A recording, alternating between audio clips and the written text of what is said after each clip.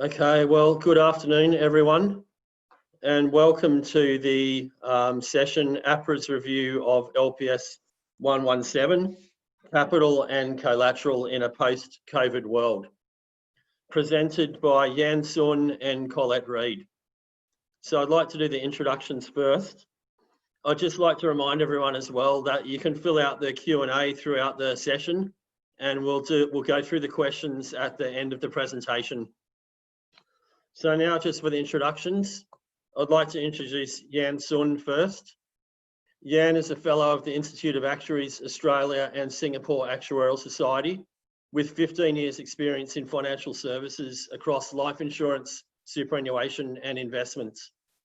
Jan joined AXA France V in 2016 in Singapore, where she started as the Business Development Director for Asia Pacific, part of AXA's growing global life reinsurance operation. In 2019, Jan was also appointed as the head of Asia and Australia, running a pricing team of actuaries as well as heading up the business. Jan was the secretary of the Actuaries Institute Working Group, preparing a response to APRA's review of LPS 117. Now I'll introduce Colette Reid. Colette Reid has been appointed actuary at Pacific Life Re Australia since 2017. Colette has 30 years experience working in life and general insurance and reinsurance in Australia and Europe across pricing, reporting, portfolio management and reinsurance management. More recently, Colette has focused on capital and reinsurance optimisation and was the chair of the Actuaries Institute Working Group, preparing a response to APRA's review of LPS 117. Thanks, Colette and Jan. I'll now hand it over to Colette to start the presentation.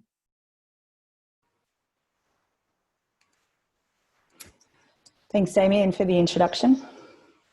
Welcome everyone to our presentation on APRA's review of LPS 117, Capital and Collateral in a post-COVID world. Hopefully it will soon be post-COVID.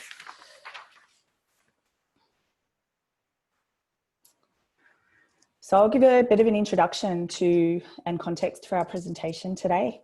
Thanks to you all for joining. And as Damian said, please do contribute questions to the Q&A, which we'll cover at the end of the presentation. So this presentation was really, the catalyst for this presentation was related to a series of communications and market developments dealing with LPS 117 and the use of collateral arrangements to mitigate asset concentration risk exposures. As a bit of background, LPS 117 is the life insurance prudential standard which deals with capital charges incurred in relation to asset concentration risk. And this presentation specifically considers reinsurance assets, so insurers using reinsurance as a source of capital relief.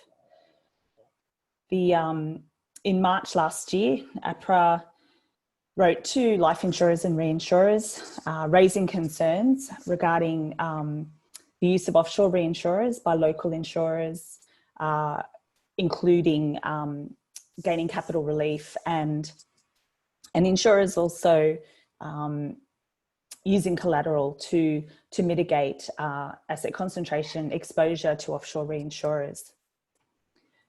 So this letter was the culmination of a series of communications from APRA regarding the use of collateral trust arrangements and other instruments to mitigate counterparty credit exposures.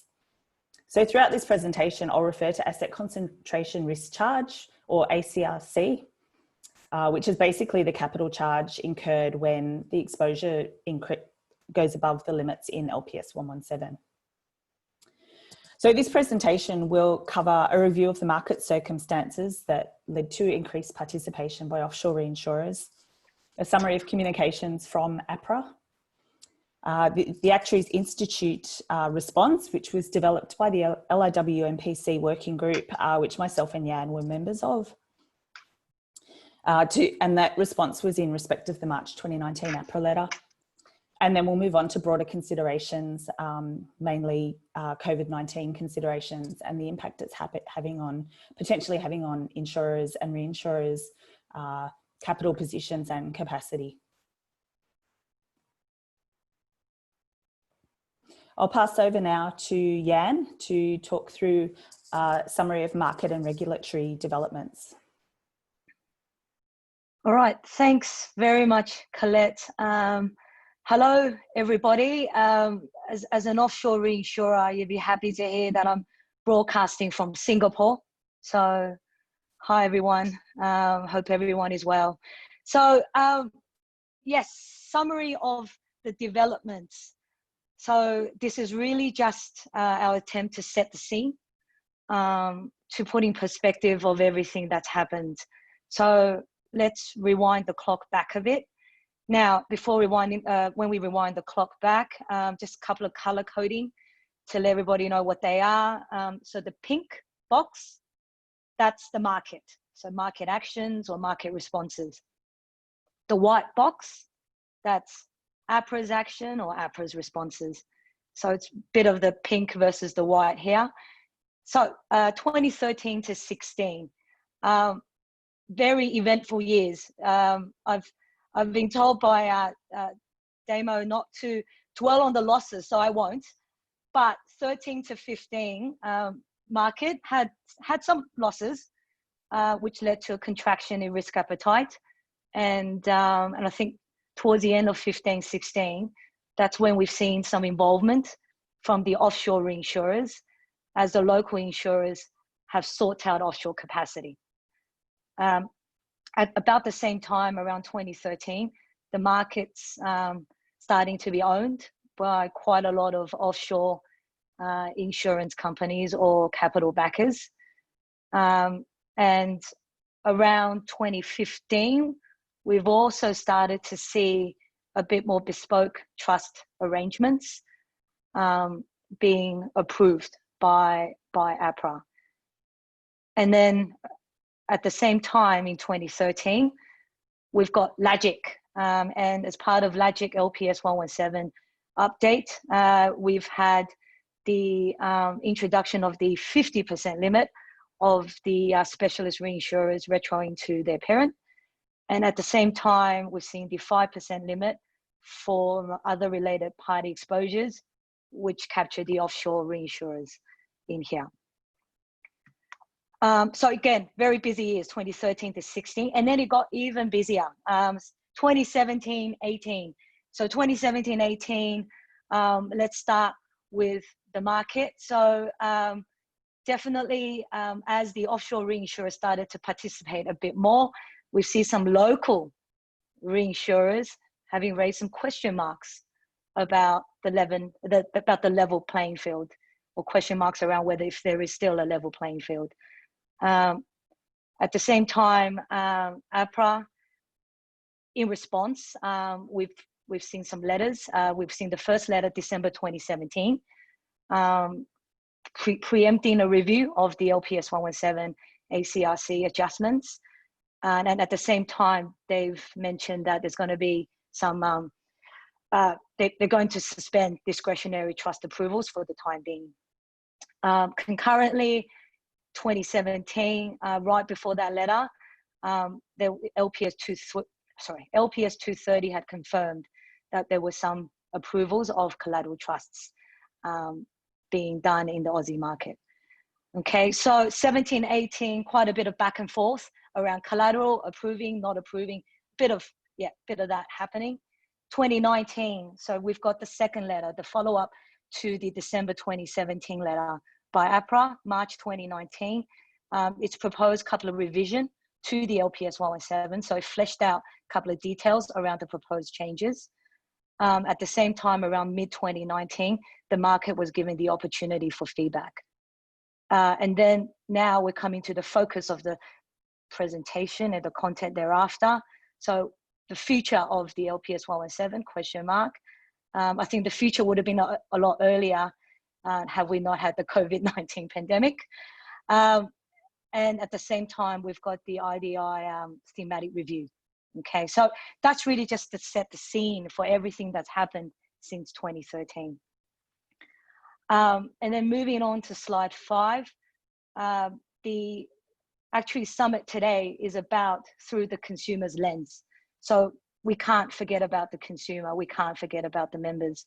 So, you know, at the end of the day, right, all of this is about managing various stakeholders.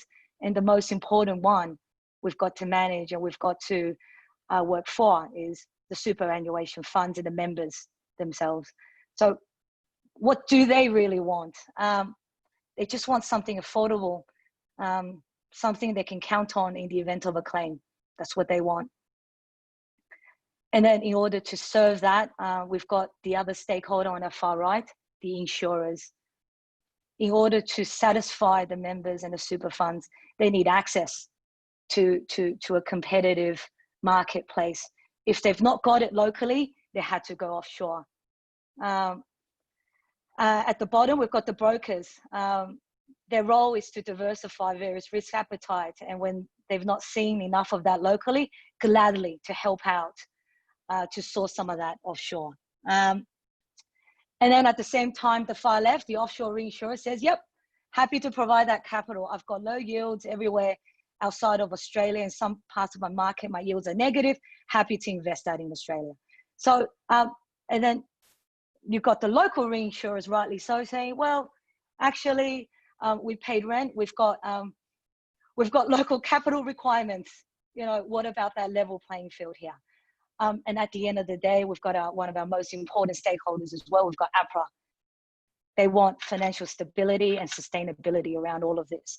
So keeping that in mind, as we move forward with the LPS 117, everybody has a say, but at the end of the day, let's don't forget about the members.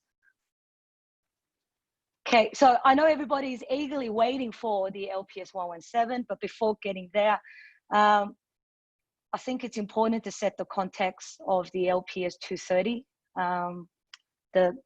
The letter mentioned earlier, dated 30th of July, 2017. So the letter was the first time, I think, APRA had recognized that there's been certain reinsurance arrangements approved with the collateral arrangements. And in issue 5 of the letter, so without going into every issue here, issue 5, it confirmed and clarified that the collateral arrangements, such as funds withheld, deposit back, and trusts, required approval from APRA. It's also worth noting that they've taken some of the, there's willingness to explore some of the principles around LPS 117 in order to set some governance around these collateral arrangements. Okay, so without without going into other things, let's look at our main meal of the day. That's LPS 117. So Colette, passing it back to you.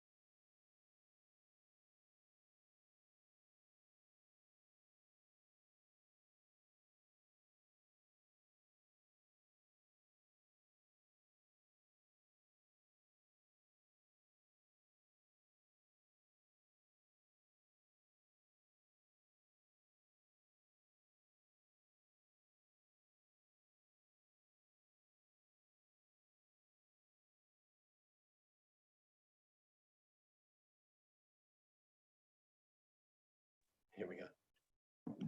Okay, try that. Can you hear me now? Okay, sorry about that. Just having a few technical issues with the computers. All right, so in December 2017, APRA sent out a letter relating to LPS 117. At this point, I should probably just add a caveat that Jan and myself developed this presentation ourselves, and most of the opinions expressed are ours rather than our employers or the working group.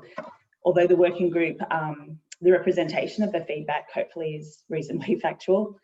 So having said that, I'll jump straight in. So the letter in December 2017 basically acknowledged that APRA had received representations regarding the use of offshore reinsurers. And APRA had, in some cases, adjusted the requirements of LPS 117 to allow the use of collateral trust arrangements by insurers to mitigate exposures to non-registered reinsurers, so that they could have a higher exposure to these reinsurers, higher than the 5% limit that's in LPS 117. And then further in this letter, APRA said that it would no longer be granting any discretionary approvals to allow insurers to mitigate exposures to non-registered reinsurers until they had the opportunity to undertake a comprehensive review of LPS 117. And this review would explicitly assess the future use of collateral trust arrangements and whether they should be permitted for the purposes of LPS 117.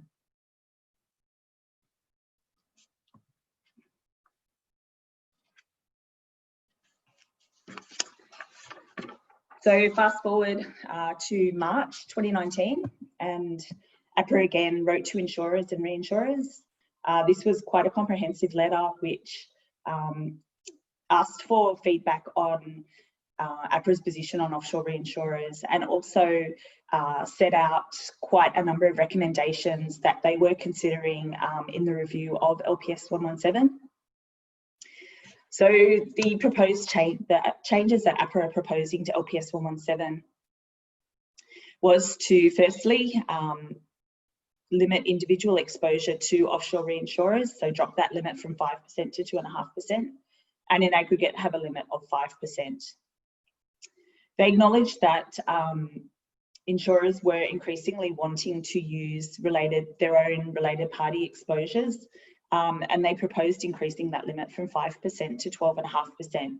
So this is becoming more aligned with the specialist reinsurer limit of 50%.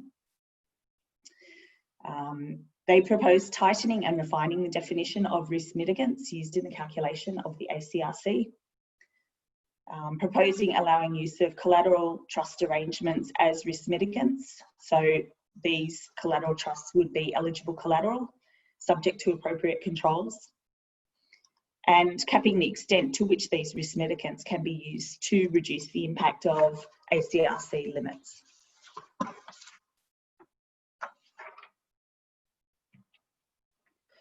APRA is also quite interested in the governance and oversight of the use of these instruments, and they commented that they have had limited visibility of the quality of LPS 117 ACRC risk mitigants, but they didn't really go into anything more specific than that.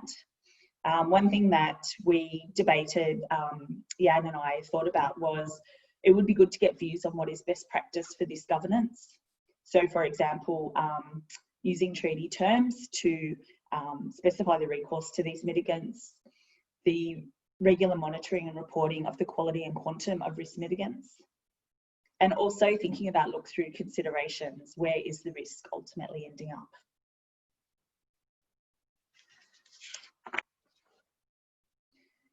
So the working group developed a response to the letter on behalf of the Institute. So I'll preface that by firstly thanking the members of the working group. You know who you are. It was a really interesting working group to be a part of, and there was really a lot of a really comprehensive range of considerations were gone through as part of that working group. So I will summarise the Institute's response.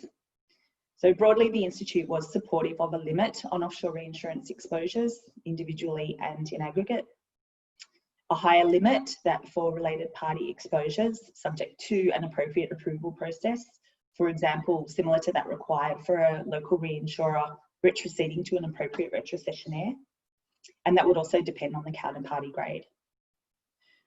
Supportive of permitting collateral trusts to be considered as eligible collateral, and proposing the definition be expanded to include other arrangements, for example, letters of credit or funds withheld arrangements. The Institute was supportive of capping the extent to which risk mitigants can be used to lessen the impact of LPS 117 limits, proportional to the relevant net exposure limit and having regard to the quality of the risk mitigant. And finally, we were supportive of APRA publishing pre-approved templates, for example, relating to specific instruments such as collateral trusts, letters of credit, funds withheld, etc. And where APRA approves those arrangements, having some market transparency of the general nature of form of collateral being approved.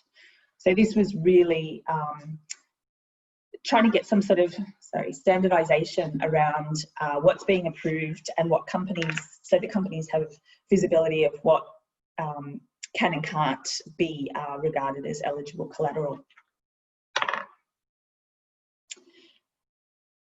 I'll now pass back to Jan to talk through some of the broader observations that the working group came up with.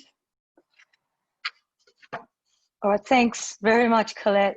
Definitely, I mean, we, as a working group, yeah, just heard myself. Okay, all good. So as a working group, definitely there was a lot of debate. At times I find myself turning up to these meetings thinking I should have brought popcorn.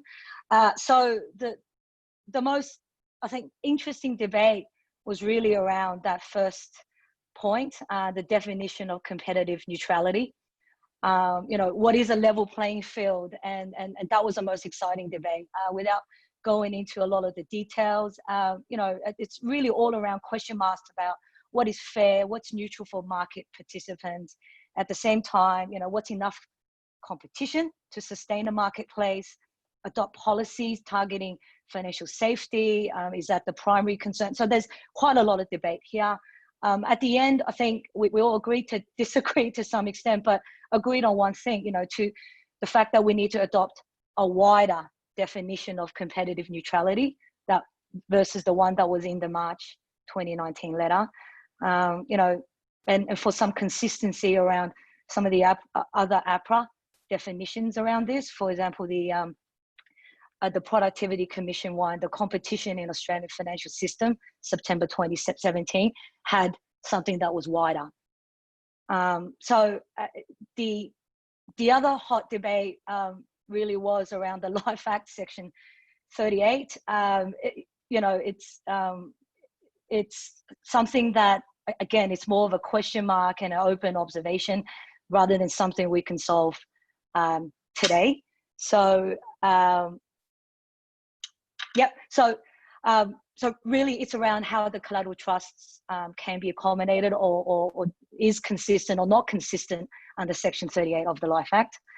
A couple other things that we were supportive of, but really is around the how part. So we do support ring fencing of part assets, but how, and the operational aspects of that. So we're waiting for more direction from APRA. And we are supportive of, you know, looking at ways to rebase the asset concentration limits. So is it as a percentage stress liabilities, capital base, both, or is it just one of them? And I think APRA alluded to just as a percentage of capital base. But again, next steps, the how, and we're waiting for that. Other things we talked about, let's rethink LPS 117. If we had a blank sheet of paper, let's look at a couple of principle-based approaches. One of them was really around how far is too far, or how close is too close, you know, really around the carrying on business for these offshore reinsurers. Is it the first cup of coffee? Is it the second cup of coffee?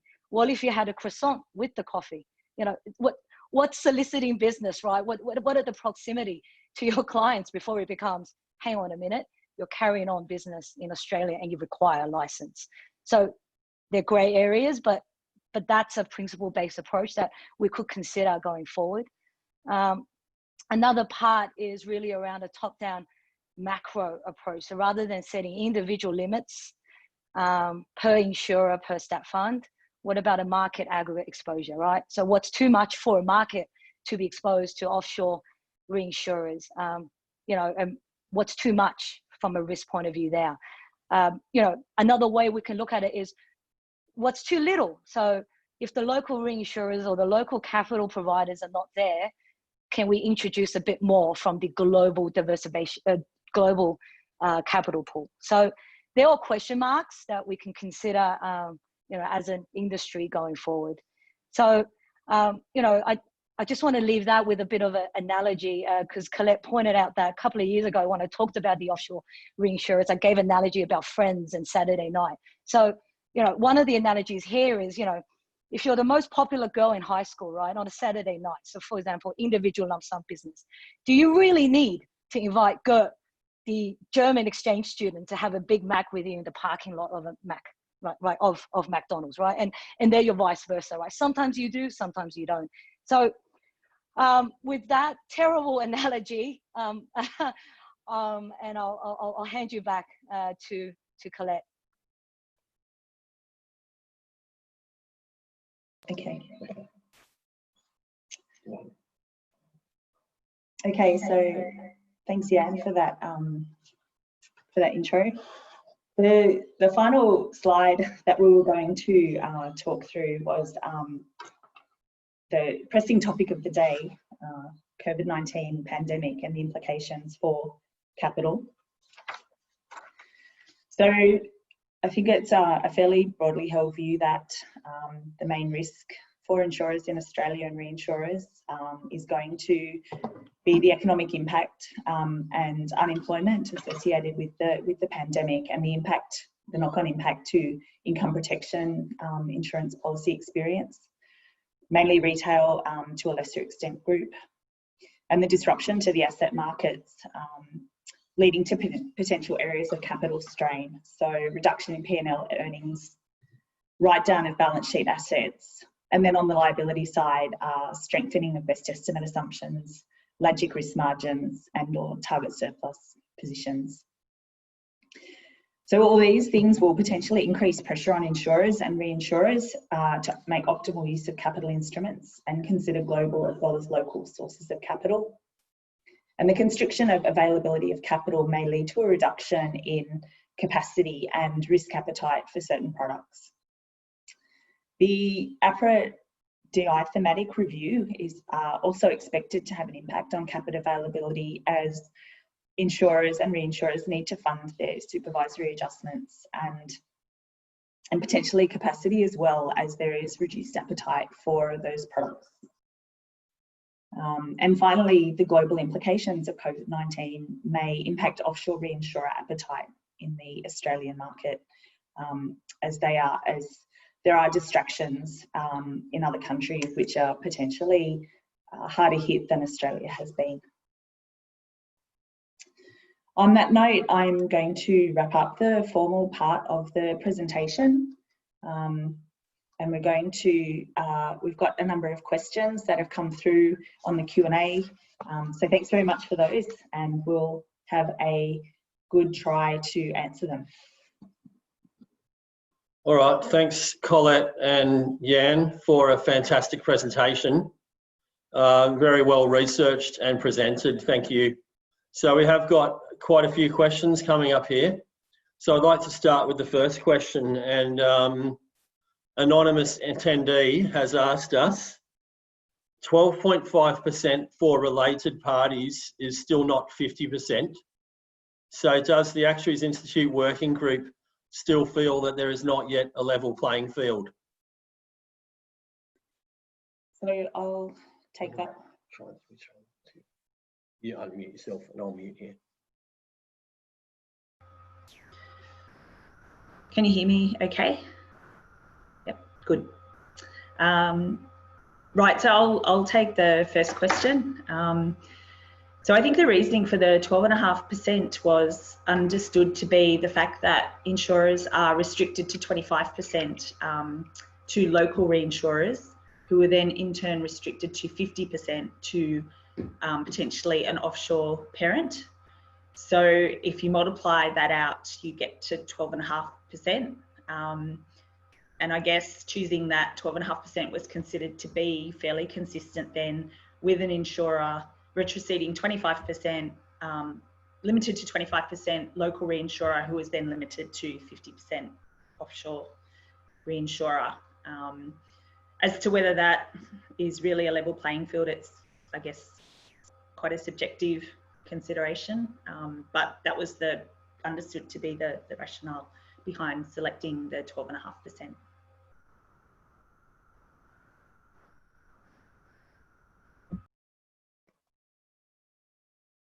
Thanks, Colette. So the second question, what do you feel are some ways the industry can benchmark or measure the cost of retrocession limits against the protection they provide? So I'll just repeat that one. What do you feel are some ways the industry can benchmark or measure the cost of retrocession limits against the protection they provide?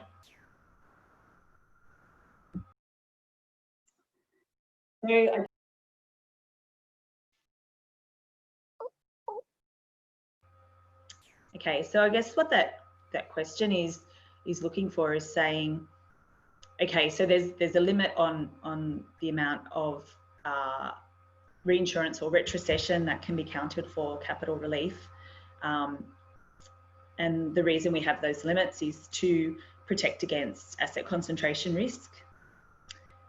I think APRA went part of the way in exploring this issue when they did a survey on how companies were applying LPS 117 and using collateral and offshore reinsurance, when as a lead up to the March 2019 letter. So I think that there has been a little bit of an attempt to gather information. Ideally, a survey like that could be run by the industry and the results made public in the same way that we do that for example, LAGIC risk margins. And I think there's probably quite a bit of potential there to get better transparency and a better understanding of what companies are doing and, you know, the trade-off between, I guess, efficiency and protection that companies are trying to achieve. Yep. Thanks, Colette. Another question we've got here, how is competitive neutrality defined in March 2019 and now? Do you want to comment on that one, Colette? How is competitive neutrality defined? Yan? Yeah, I'm here. I had that definition 2 seconds ago. I mean, it is in the letter. My internet's down. So, Colette, do you have that? Definition? Yeah, I have the letter there. Yep. Yeah. Okay. So in the 2019 March 2019 letter, APRA commented that the concept of competitive neutrality refers to ensuring state-owned and private businesses compete on a level playing field. So the working group, I think, broadly agreed that that definition is really narrow and potentially not very relevant to the level playing field that insurers and reinsurers had in mind when we were debating LPS 117 and the associated issues. In the response by the Institute that was developed by the working group, we made this comment that we thought that the definition was quite narrow and that a wider definition would be useful. And the example was given of the APRA submission to the Productivity Commission, Competition in the Australian Financial System, So that submission was made in September 2017. The submission was quite long. It's in the, it's set out in the actual response to the March 2019 letter. So I can, if anyone's interested, you can, I think that letter is publicly available on the Institute website.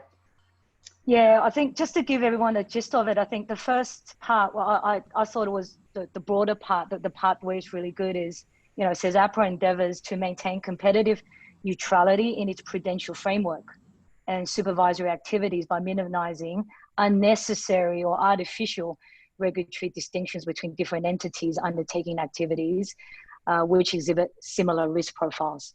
So that's something wider, yeah. Might go with another question here. I'll just go back. Thanks for that, Colette and Jan. I just wanted to go to another question here, which is a bit of a tricky question, but someone's asked, I think it's quite a pointed question. There are nearly as many onshore reinsurers as there are direct writers in the Australian market, which could be interpreted as a sign of a competitive onshore reinsurance market. So the question is, what role do the offshore reinsurers serve in that sense? So I may ask Jan to comment on that. I may also just remind people that Jan showed the slide with the history of the development of the Australian market, and I think we should acknowledge as part of this question as well that the difficult underwriting cycle in 2013 and 2014 did particularly lead many Australian life insurers to seek to work with offshore reinsurers as well, particularly in their group insurance market. But I will ask Jan to comment on this question. So it was really the number of onshore life reinsurers in the Australian market, Jan, and then what role is the offshore reinsurer providing in that context? Thank you. Yeah, thanks. Good question. Again, I think firstly I'll probably again echo Damian's point. 2013-14 was difficult for local insurers to exhaust to access reinsurance from the local market. So let's not forget that, right? So the risk is quite cyclical, and if at any point in time at the bottom of the cycle, you still need to provide the cover to the members. So if you still need to reinsure and you can't find the capacity locally, offshores did step in. But I want to sort of take that back a bit and just kind of say, look, at the end of the day, I think the offshore reinsurers do provide more than just quota shares as well. Let's not forget that. They do provide non-proportional covers, such as catastrophe excess of loss and pandemic stop loss, which is something that you don't think about until today, right? And similar principles, if you want someone to write your non-proportional, you may need to give them a little bit of your proportional as well. So it's at the end of the day, I think I'm trying to illustrate the fact that the offshore reinsurers or the offshore global market provide coverage in difficult times, and we will have difficult times, and you may need a time where you're going to need them again. But at the end of the day, yes, it's great to see that there's a lot of now there's more local capital providers today. Yeah, more than I think 2013. Do you want to switch your volume down? Okay, I'll just go to another question here, which is a question from Danny Alexander. Thanks, Danny. Did the Actuaries Institute Working Group give consideration to GPS 117, looking for consistency between the standards and how this same issue is managed by the general insurance market? Thanks, Danny. I'll ask Colette to comment on this one.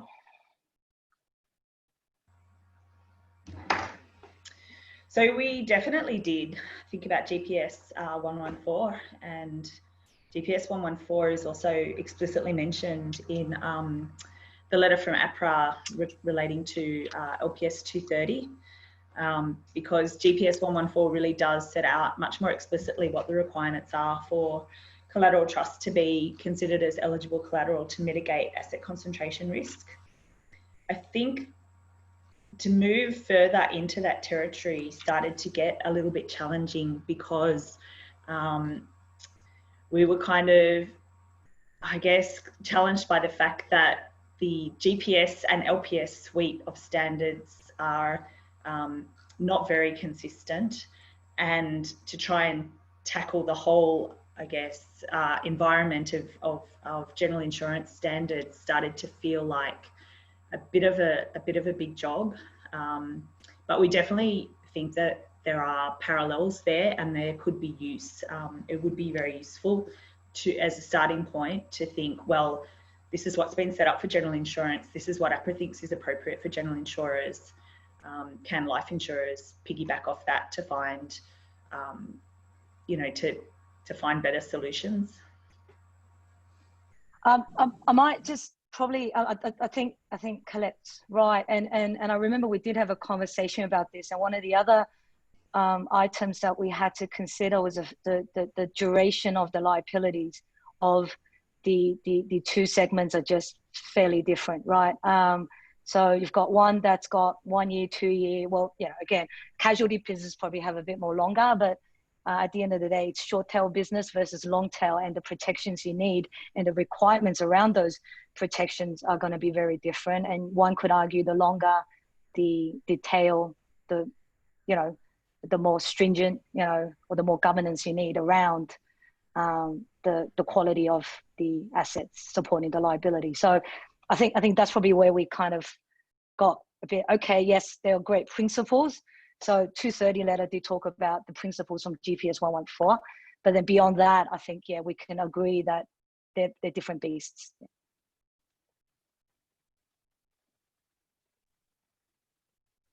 All right. Thanks, Jan.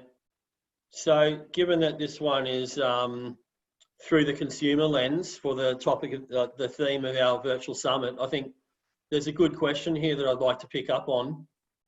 So one issue that was raised in the global financial crisis was the lack of transparency of packaged financial solutions. Do you think we need more transparency to the consumer about who actually insures a member?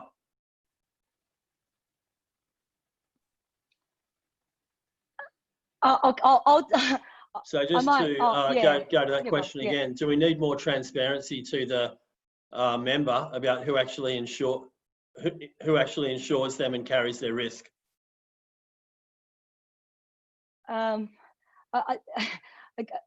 speaking on behalf of the working group, but I'll take a stab and say I think a look through approach is always the best. It's transparent.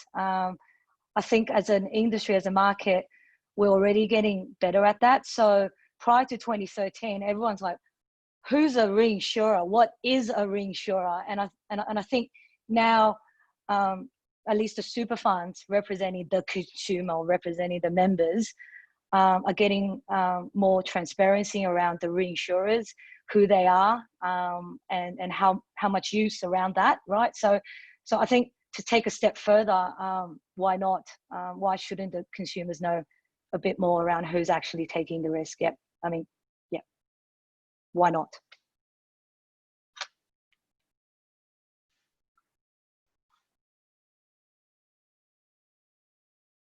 Okay. Thanks, Jan. Thanks for that. So one more question we've got here. For related parties, should there be a distinction between related party reinsurers that retain the risk on a global basis and those that largely retrocede the risk?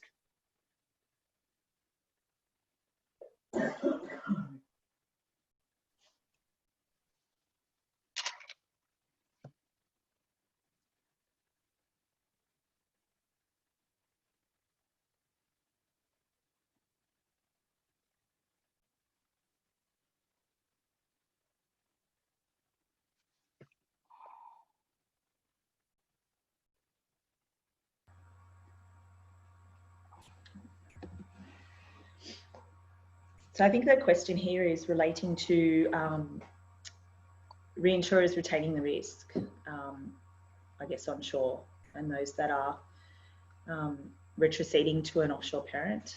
I think it's relatively common for locally licensed reinsurers to retrocede to an offshore parent.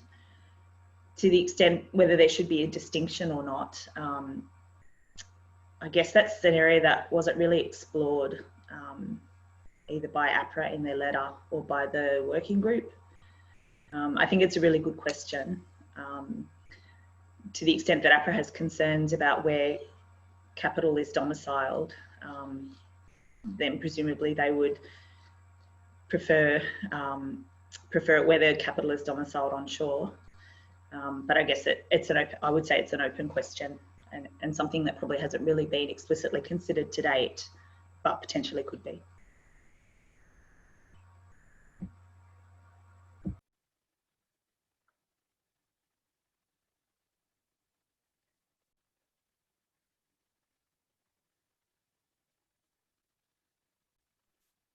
All right, thanks, Colette. Well, we have got a topical question here that's come in.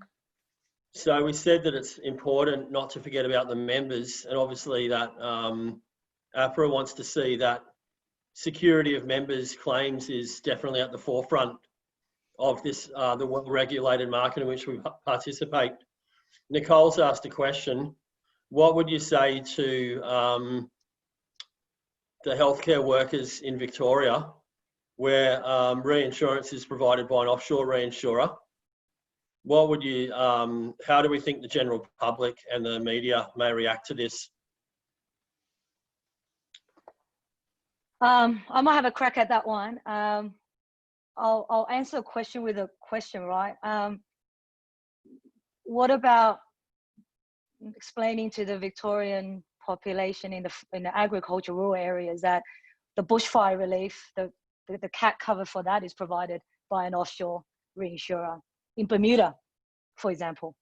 So I think during these times, what these members need to know is that they're covered, and that if there's a claim, they'll be looked after well and paid. So I agree, wherever the capital is coming from is not the big issue here. Is the quality of that capital and how ready they are willing to commit to pay claims, and whether they're got the right philosophy to do the right thing. So that would be kind of my personal point of view there. Yeah.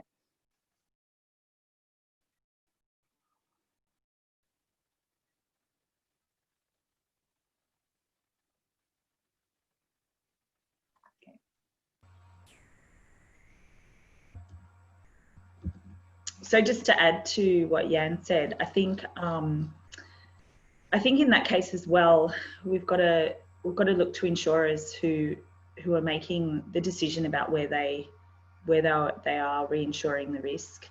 And I think too, we also have to look to the fund. I know of at least one example where the fund has been very interested to explore using offshore reinsurers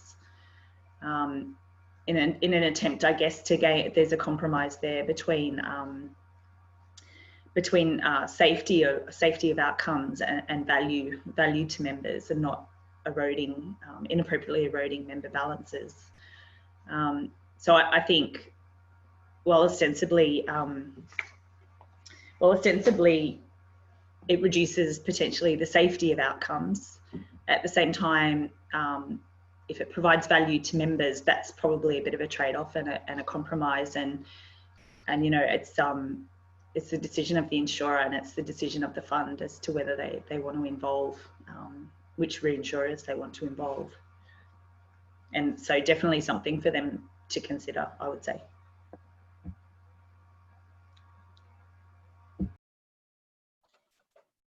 Okay, thanks Colette and Jan. Just, I think we've got time for one more question. And I might like to ask this question here, which is really about product sustainability. Does using offshore reinsurers to increase capacity in the Australian market cause delays in primary insurers, life insurers, designing sustainable products. So does the ability to use an offshore maybe act as a delay on trying to move the product to a more sustainable footing in the first instance?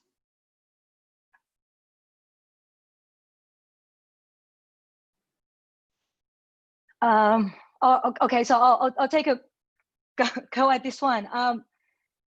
Tough one, right?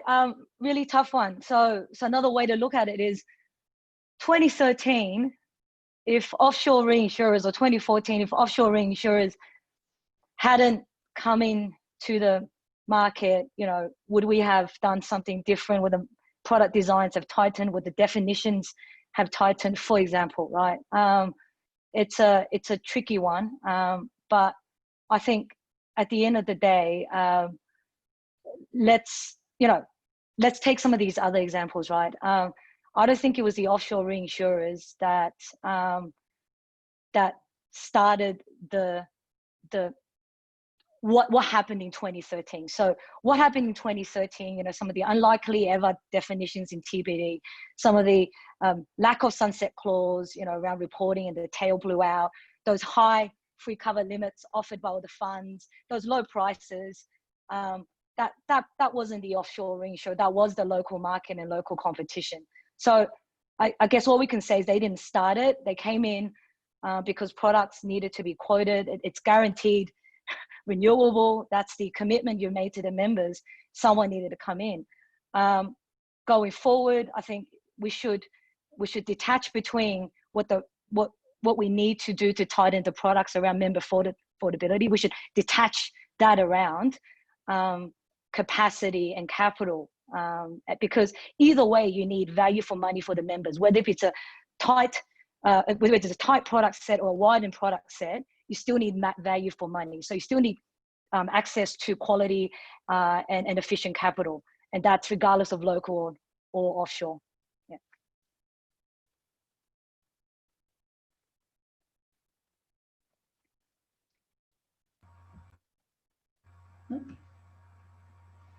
Colette? I'll probably just add to what Jan said as well. I think the focus of sustainability at the moment is definitely on has been retail IP, although there is some discussion that it will be extended to retail lump sum and potentially group products at some point. I guess to my knowledge, offshore reinsurers haven't really seemed very interested in the retail side of the market. So I suspect that the sustainability issue is maybe not as pressing as for local insurers and local reinsurers who are involved in the retail market.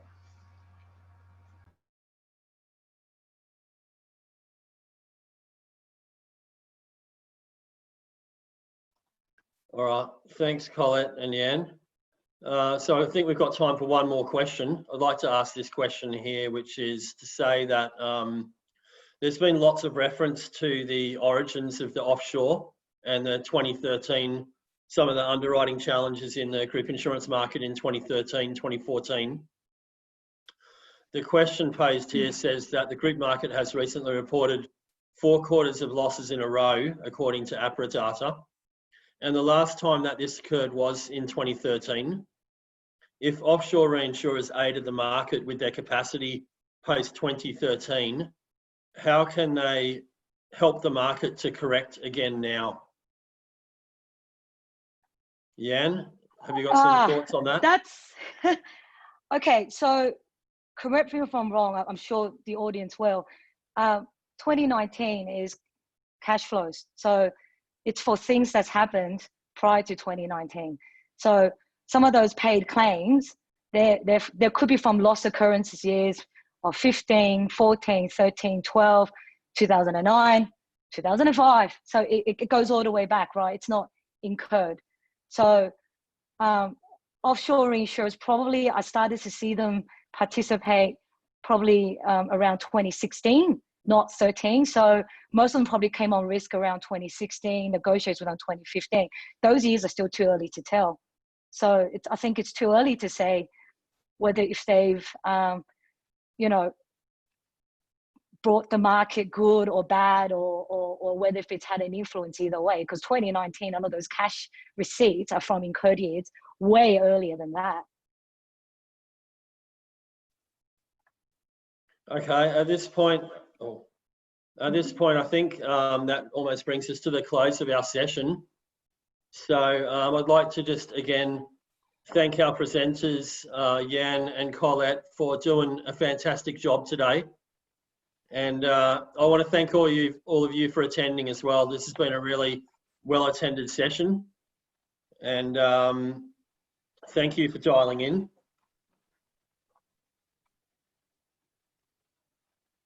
And thanks also for the really active participation on the Q&A register as well. We had some great discussion there at the end. So thanks everyone. Have a good day.